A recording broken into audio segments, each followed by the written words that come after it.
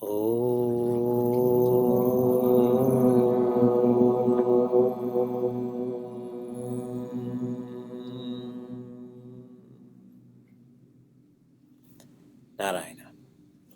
Hari Om and greetings from Cleveland. In the period of time that we're living, in the present yuga, life is short. All is moving fast. And what's fascinating that despite life being short, every year, every month, every week, every day going faster, we still move faster towards rajas, towards aggression, towards the short term. We're very quick to think about that, to act on that. Our diet is a good example of that. We rarely invest the time to cook food, to eat food slowly. Everything is fast food based. And we are slow, despite being in a period of time that is fast, we are slow to move towards sattva, towards the long term, towards that which is deeper. And a good example of that is our relationships. We are very connected to Wi-Fi, to people, but are we communicating with them? Are we relating to them? That's not so evident. Life is too short to try to be happy on a trial and error basis. We will die before we find that happiness.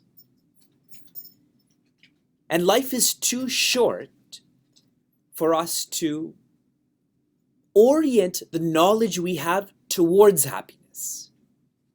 A lot of the knowledge we have is not adding towards our happiness. Some of the knowledge we have is dangerous. Technology is supposed to be saving us time, but who has more time?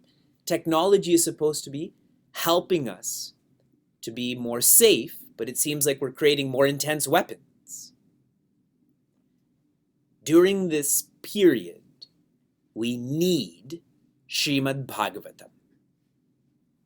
Srimad Bhagavatam is in this period when Kali, when separation and selfishness is growing more and more. Another name for Srimad Bhagavatam is the same name for Mahabharata. What's Mahabharata's original name? Jaya. Srimad Bhagavatam is also known as Jaya. And Jaya means victory. Whenever the word Jaya comes, you also have to bring in Vijaya. Jaya is external victory. Vijaya is internal victory. By studying Jaya, I learned to be Vijaya, that internal victory. And this is described as Loka Mangala. Those who study and follow Bhagavatam, they're engaged in Loka Mangala. Mangala means auspiciousness. Then I'm going to ask you, what does auspiciousness mean? It's so funny, we use these words only in this context, correct? Do you ever use the word auspicious in your workplace? Do you ever tweet, this is very auspicious?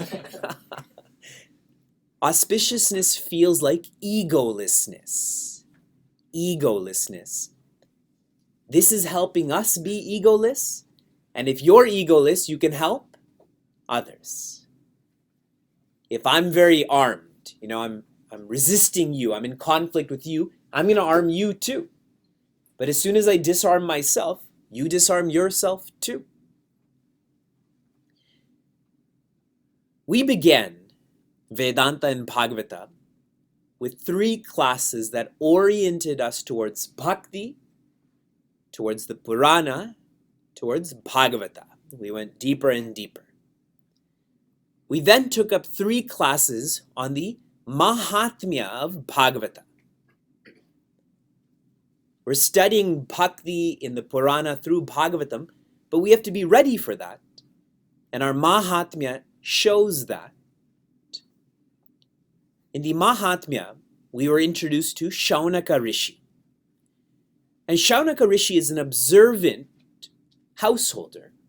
We call him a rishi. He is a householder, observant that there is a lot of separation amongst people. There's a lot of selfishness.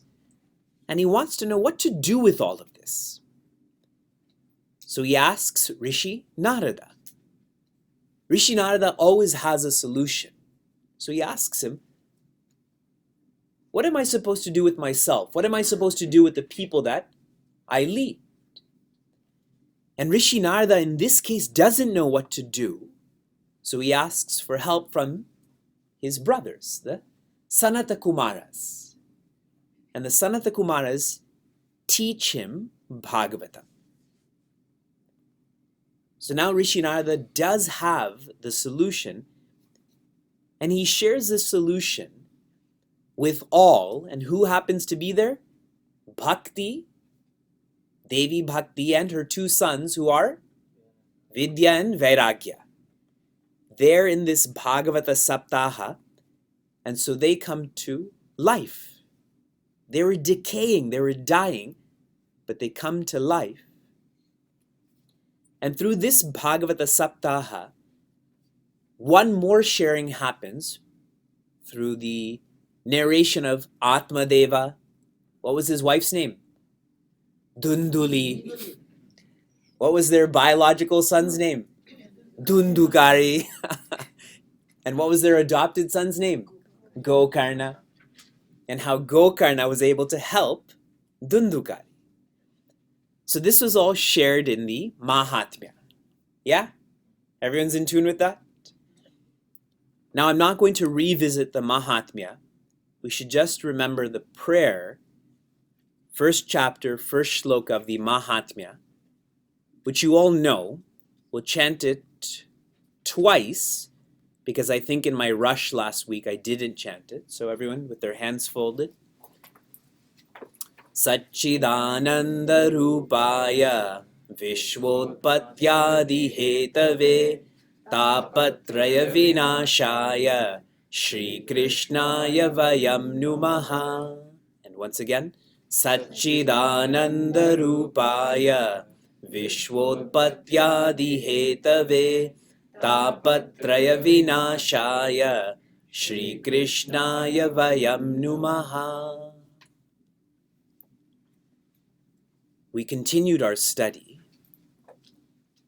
where chapter 1, I retake that word, canto 1, the focus is adhikari. In the 12 cantos of Bhagavatam, each canto has a particular focus, an emphasis, and the first is adhikari, the student, the nature of the student. And in the first chapter, the first shloka, I'll read that, and I told you that each week that I'll explain some. Janmadyasya yatonvaya ditaras charteshva bhignaswarat tene brahma hridaya adikavaye muhyanti yatsurayaha tejo varimridayata vinimayo yatra trisargo mrisha dhamna svena sada nirasta kuhakam satyam param dhimahi. This is how Bhagavatam begins. In this, the new part of this shloka that I'm going to explain to you is the word nirasta kuhakam. This is a very deep shloka. Nirasta kuhakam means no wrongdoing. No wrongdoing. I am contemplating on the highest, and the highest never engages in wrongdoing. For me to engage in this contemplation, I have to be vigilant to not engage in wrongdoing. And the next shloka, Dharma projita kaitavotra paramo nirmatsaranam satam Vedya vastavam atra vastu shivadam tapatrayon mulanam Srimad Bhagavate Mahamuni Krite Kim va Parerishwaraha Sadyo Hridyavarudyate Trakritibihi Shushushubhi Swastatkshanat.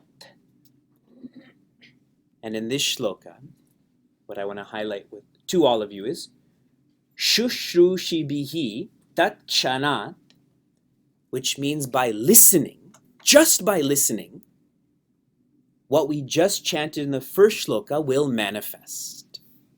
Just by listening, what was emphasized in the first shloka will manifest. Now I'll give you more of a framework to all of this. Shloka 1 of Bhagavatam is describing the subject matter of Bhagavatam, and the subject matter is Brahma. Brahma here means the infinite. This is the ends. And Shloka 2, if this is the ends, there has to be a means. So what is the means to the highest? What is the means to the infinite? What is the means to Brahma? Dharma. That is the emphasis of Shloka 2. Now tell me, what other scripture do we study where Dharma and Brahma are the focus? The Veda. The entire Veda. The first 3/4, or the first 80% is Dharma, and the last 20% or the last quarter is Brahma. So what are we actually studying? The Veda. Bhagavata is equivalent to the Veda. And I'd shared with you earlier that Shloka 1 and 2 is the ends and the means, and what is the remaining 17,998 shlokas for? To understand Shloka 1 and 2. So here's where we've gone so far, okay? Now some of you may be thinking, I don't relate to all of this. You know, it's cold in Cleveland. It's cold in Fairfield. When you sit in your car, it's cold. The engine is cold. And it takes time for you to warm up, and it takes time for the car to warm up. But once it's warmed up, you forget about that coldness. This is us being oriented towards the kata. There is no kata so far. It is us being serious about this kata, not to treat this like a TV serial, to not treat this as a story. So all of this has to be shared. Please try to memorize shlokas 1 and 2. And each week I'll highlight different parts of it. In chapter 1, Shaunaka Rishi asks Ugrashrava. Ugrashrava is also known as Sutaji. Now I'm going to use his actual name, which is Ugrashrava. That's a nice name, no? I think I showed all of you that I record nice names in the front of my book. So some of the names I have is Samatva, Vinaya, Shaunaka, Sanatana, Janaka. Ugrashrava made the list also.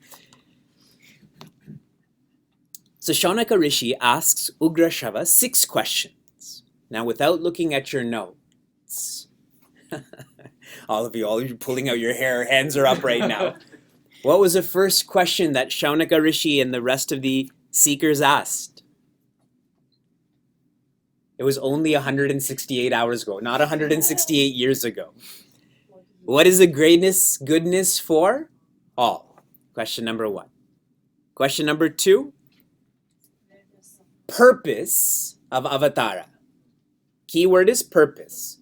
So keyword for 1 is goodness, keyword for 2 is purpose. Question number 3, performance of avatara. Keyword performance. Question 4, passings of avatara. What did they do while they're here? The play, the lila, the passings. Number 5, specifically, Bhagavan Krishna. You told us the purpose, performance, and passings of the avatars, but we want to know specifically about Bhagavan Krishna. It's like when you come home from a trip at the airport and there's a group of people to receive you. Remember we used to do that? What a special memory. I think we all had that. Now that nobody does that, we'll just take an Uber and go home. And you're looking around at everyone that's there, but you're particularly looking for, it could be your spouse or your youngest child. You know, I'm happy about you all being well, but tell me, where is such and such person? How are they? So they want to know about Bhagavan Krishna. And finally, the sixth question is, what became Dharma's home? So in English, give me the 6 key English words. Number 1, goodness. 2, purpose. 3, performance. 4, passings. 5, we have to come up with an English word. You think about it, okay? And then 6 is home. 6 is home. These questions are introduced in chapter 1. Now, we continue our study, and I'm going to chapter 2. I'm on the 2nd chapter of the 1st canto, and I'm reading line 6. Chapter 2, line 6. Save pumsam paro dharmo yato bhaktiradhokshaje ahetuki apratihita yayatma samprasidati. In here, we're given the answer to question number 1. In chapter 2, you're given the answer to question number 1. Pumsam means for people. The paro dharma, the highest responsibility is bhaktihi of adhokshaja.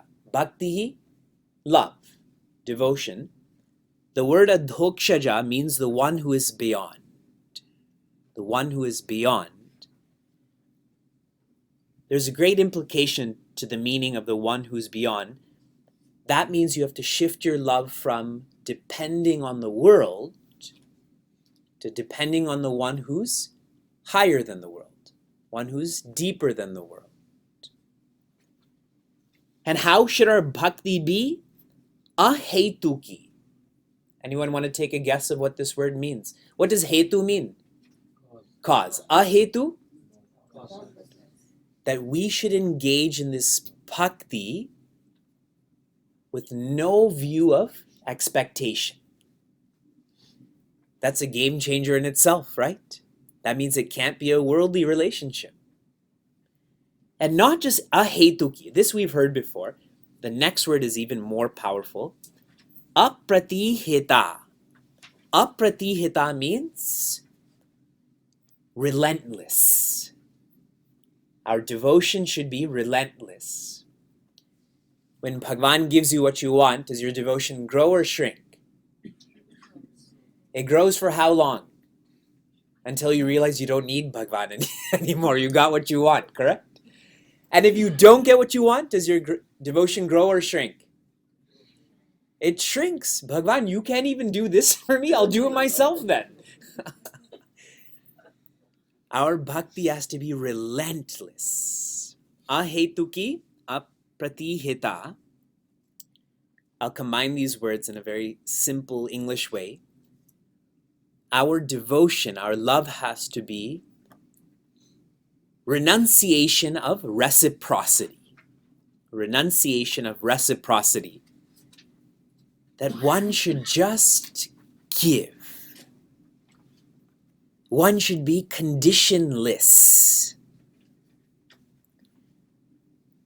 Our agenda shows that reciprocity is there, that I'm giving because I want to get. I'm with you with conditions. If you don't open up, I'm not going to open up. I forgive you because I want forgiveness back. So renunciation of reciprocity. Question number 1. What is the greatest goodness for all? And the answer is bhakti. But not bhakti like we define in an ordinary way. Ahetuki apratihita. The remaining part of chapter 2 focuses on the Purusharthas. How many Purusharthas do we all have? 4. Artha means wealth or meaning. Purusha means of humans. In our study, what is the first Purushartha that comes? Dharma. Second, Artha. Third, Kama. And fourth, Moksha. That's taken literally. But fascinatingly, we actually live like this too. Why do we engage in Dharma? Why do we go to school? For Artha, isn't it? Do we go to school to perform our responsibilities, or do we go to school to get a job to make money? Okay, so Dharma for Artha. Yeah, fine. Why do we engage in Artha? What's our Artha for? For Kama, no? I go to work so I don't have to go to work. Correct? That level of Kama. I sign up for jobs where there's more weeks off, not more weeks I have to work. For Kama. And why do we engage in Kama? Don't say moksha. Don't lie to yourself. Here, there's lower Kama, so LK, and then there's higher Kama, HK. Our idea of moksha is just higher Kama. Correct? 3-day weekend, higher Kama. Ordinary weekend, lower Kama. But there is no moksha. Dharma is for Artha, Artha is for lower Kama is for higher Kama. In here, there's no bhakti. That Kama means it's na ahetuki and it's na apratihita. How our Purusharthas should be, how they should be is, we should have a Kama for Artha. We should have a thirst for wealth. We should have a thirst for possessions. And that Artha should be used to facilitate and encourage Dharma. I should earn wealth to be able to support those who don't have wealth. I should have possessions to help. And what should that Dharma be for? Moksha. Shloka 2 is the means and Shloka 1 is the ends. Dharma for moksha. I'll read another, not line, but a portion of a line for you. Jivasya tattva jignasa nartho yacheha karmabihi. The purpose of a jiva, the purpose of being alive is tattva jignasa, to know the truth. Na artha. There is no purpose in karma bihi. There's no purpose in karma. There's no purpose in rituals if it's not leading you to know who you are. Only humans can experience this. No one else can.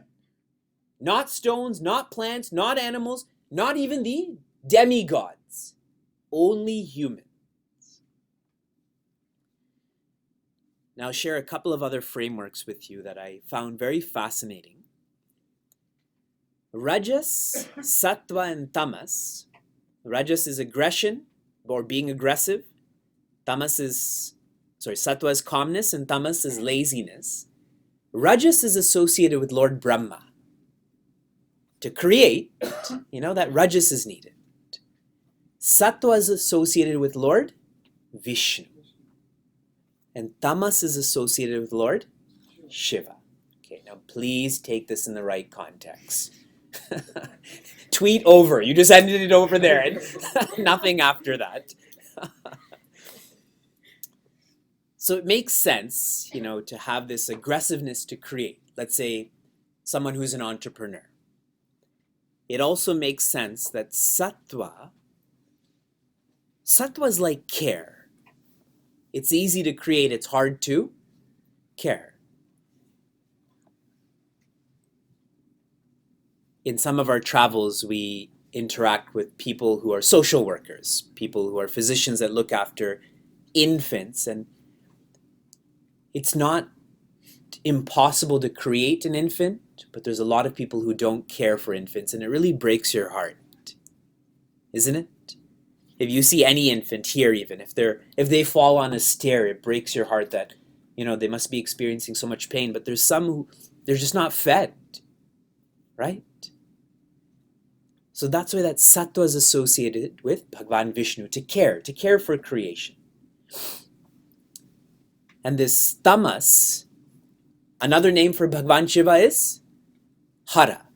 Hara comes from Harati, the one who takes away, the one who steals. So that's why tamas. But here, it is to be understood as change. Bhagavan Shiva facilitates change. If your skin cells don't change, you really die, right? So I thought that to be interesting. And here's one more framework. Artha, Kama, and Dharma relate to the BMI. Artha, Kama, and Dharma. Artha is for the body. Kama is for the mind, and Dharma is for the intellect. Which is the most powerful part of you? Intellect. So what should you be focusing on? Dharma. So very interesting. So question 1 is answered by chapter 2. With bhakti comes vidya and vairagya. Please remember that. Going back to the Mahatmya. And one more line I'll share with all of you. Shushrushoho Shraddhadhanasya Vasudeva Katha Ruchihi Syan Mahat Sevaya Vipraha Punya Tirthani Shesha Vanat. Which means, how do you begin? How do you begin bhakti?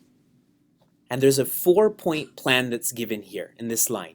You begin this goodness for all. You begin this goodness for you with tirtha, by going on a yatra. Now, what are you supposed to do on a yatra?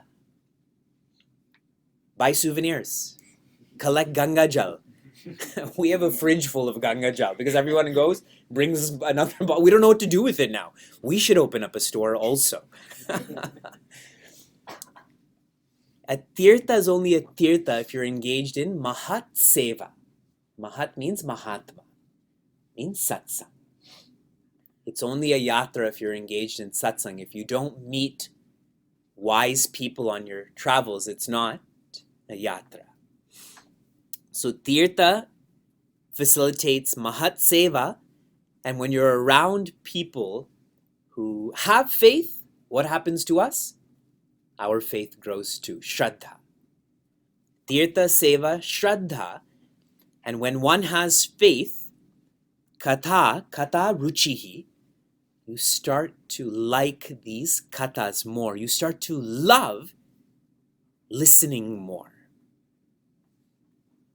Please follow the train of thought. Fine, bhakti is the greatest goodness, but how do I start bhakti? Tirtha. Tirtha, Seva, Shraddha, Kata. That's how. Now I'm going to take more time because you're going to really enjoy the next part of what we're going to study. I'm moving to the 3rd chapter now. The 3rd chapter, and I am going to read the 28th line. Canto 1, chapter 3, the 28th line. Ete chamshakalaha pumsaha Krishnastu Bhagavan Swayam. Indradi Vyakulam Lokam Mridayanti Yuge Yuge, which means the avatars come in every yuga, in every period of time to help. Now, some of these avatars are amsha avatars. They're part of Bhagavan, but Krishnastu Bhagavan Swayam. Bhagavan is Bhagavan Krishna. Okay, so this is a famous line. In this section, this is chapter 3, question 2 is answered. What was question 2? What is the purpose of avatara? And now the answer is given: to come and help. In this line I've read to you, in this chapter, 24 avatars are listed out, including Gautama Buddha. Many people don't realize that. Gautama Buddha is listed here, including Rishabhadeva, also listed here in the 24. I'm going to share them with you because I find this to be so fascinating. I think you should write them down too. Avatara 0, they call patient 0, right? From that person, more patients come, is Bhagwan Narayana. So Avatara 0 is Bhagwan Narayana. Why I'm saying 0? Because Bhagwan really is an incarnation of Brahman, but here not listed so formally. Number 1, Lord Brahma. From Narayana's navel comes Lord Brahma. Number 2, Lord Brahma's sons. Their names are the Sanata Kumaras. They're counted as one unit, okay? They're not 2, 3, 4, 5. So 1 is Lord Brahma, 2 is the Sanata Kumaras. Number 3, Varaha. Number 4, Narada, Rishi Narada. Number 5, Naranarayana, also Rishi Naranarayana. How do we know Rishi Naranarayana better? Bhagwan Krishna and Prince Arjuna. Naranarayana are known as Bhagwan Krishna and Prince Arjuna. Naranarayana. So what am I at right now? 5. 0, 1, 2, 3, 4, 5. Okay, treat it as 0. Bhagwan Narayana. Number 6 is Kapila Muni. We'll study how Kapila Muni teaches who? His mother. Like some of our Balavar kids, right? They teach their parents. You're only here because of your kids. They're like Kapila Muni. Number 7, we heard about him in Ramayana too. Bhagwan Dattatreya. Bhagwan Dattatreya is number 7. Number 8, we don't hear about too much. Yajna. Yajna is the name. But in our Veda, we say Yajno Ve Vishnu. Bhagwan Vishnu is Yajna itself. Number 9, Rishabhadeva. Number 9 is Rishabhadeva. From Sanatana Dharma comes all of the dharmic religions. Jainism is referred to here. Buddhism will come. Number 10 is Raja Prithu. Raja Prithu. Number 11 is Matsya Avatara. Matsya. 12 is the Kachapa, also known as Kurma. Kurma, the tortoise. It's not turtle, it's tortoise. You should read Bhagavata. 13, who's the original physician? Dhanvantari. You're all thinking, myself. Dhanvantari. So Cleveland Clinic was started from Dhanvantari. And who's the one of the beings that came near the end of the churning of the Milky Ocean? Mohini. Mohini is number 14. That's also Bhagwan Vishnu. 15, Narasimha. Narasimha is 15. 16, Vamadeva. Vamana is a lovely word. It means adorable. 17 is Parusharama, the opposite of adorable. Parusharama is 17. 18 is our Vyasa. Rishi Vyasa is also an incarnation. And it's so lovely because he put himself at 18, no? He should have said, after Narayana is me. He wrote all of this. 19 is our Bhagwan Rama. 19 is Bhagwan Rama, and 20 is Balarama. Bhagwan Krishna's older brother, Balarama. 19 and 20, correct? Am I counting this correctly? Yeah. Okay. 21 is Bhagwan Krishna. Then 22 becomes Gautama Buddha. Gautama Buddha. And what's so interesting in this, it says Gautama Buddha is coming. Even the future tense is written in here is coming. Now we know Gautama Buddha has come. Some of us got to see his presence in Sri Lanka. And after Gautama Buddha is Kalki Bhagwan. You know where Kalki Bhagwan is going to be born? In Odisha. In Odisha. And you can take that as a compliment or criticism. Either way. Criticism that most help is needed there. Or compliment that sadhus are born there. But we'll come in Odisha. There's so much detail here. Even mention of Chandragupta is here too. Remember Chandragupta Maurya? His name is mentioned in Bhagavatam also. So what I want to share here, what Bhagavatam is sharing is, what is the purpose of avatars? In chapter 3, you're given the table of contents. Now all of Bhagavatam, all of the narrations are related to these. 24 if you include Bhagavan Narayana. Yes? Counting is correct? We're at 24? Yeah. Okay.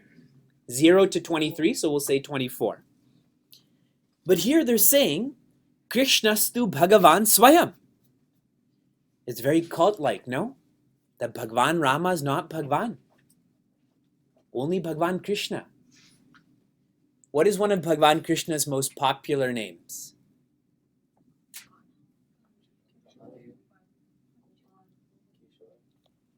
Vasudeva. Vasa comes from the base vasa, which means to live. To live. And deva means to shine or to light. So when you combine Vasudeva, it's to live and to light, which means Sat and Chit. Vasudeva means Sat and Chit. But we're not so interested in that. We're only interested in Krishna, which means Ananda. That's why we don't call him Vasudeva so much. We call him Krishna, which just means Ananda.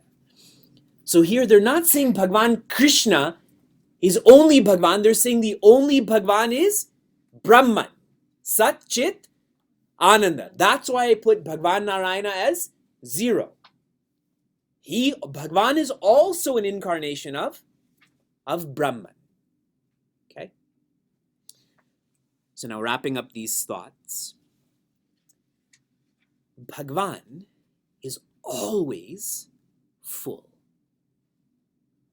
At no point does Bhagavan's power become faded.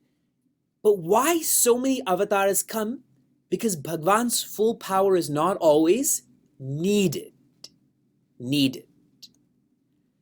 How many volts does your washer and dryer take? I think it takes 220. I think it's that bigger plug. How many volts does your iPod charger take? Right? It's a very different plug because you don't need as much power. To dry clothes, you need a lot of power. To charge an iPod, you hardly need any power. But electricity's power is still the same, correct? But how much is being pulled out depends on the need. So later on, I will tell you about some of the types of avatars, just in brief. I keep saying that, right? And at 11:05, in brief, I'll tell you. Now we're at 11:45. The Guna Avatara. Guna Avatara is those who regulate the gunas. Examples of that is Bhagavan Brahma, Vishnu, and Mahesh. Remember I said they're Rajas, Sattva, and Tamas. Nitya Avatara, give me an example of an avatara that's always present. Hanumanji. Hanumanji is ever present. When we studied Hanuman Chalisa, didn't we set up a seat for him? Nitya Avatara. Amsha Avatara, which means a part of that fullness. Examples like Narasimha. Full power was not needed to destroy Hiranyakashipu. Not needed. Spurati Avatara, Bhagavan who comes in a moment and goes in a moment.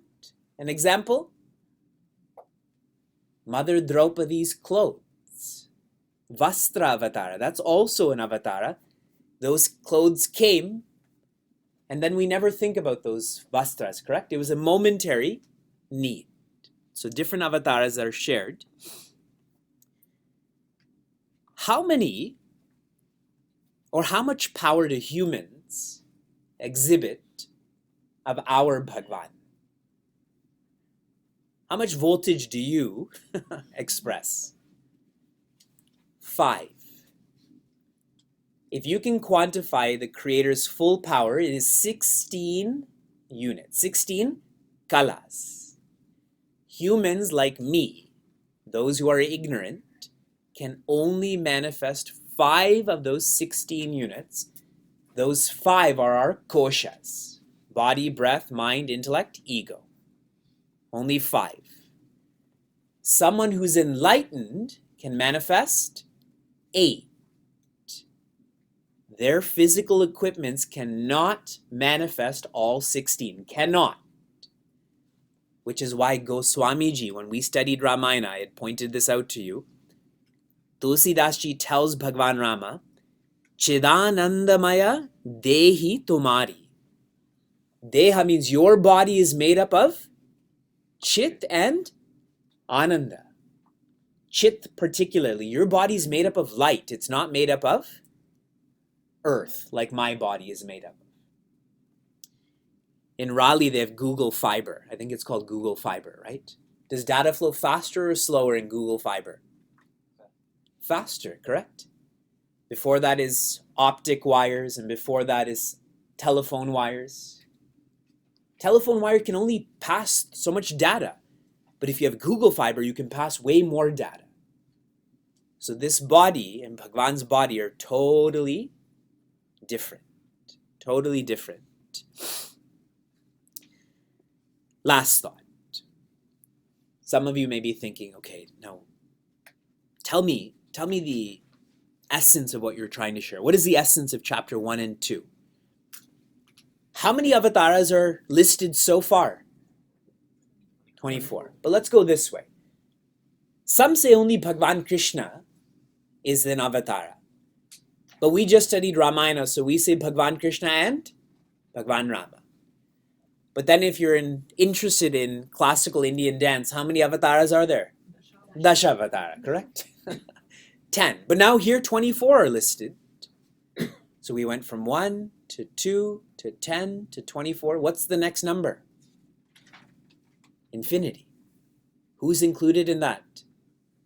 You are. Don't say everyone, you. Everyone.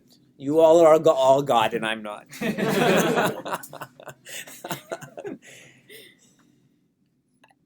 I am an avatara. And if you mean that, it means we're all avatara. I'm only God and you're not. That's why I sit here and you sit there. We too are avatars. Jiva Brahma, Aikya. There is only oneness. There's no two-ness. So the avatars are to captivate us to that oneness. Bhagavatam is so deep.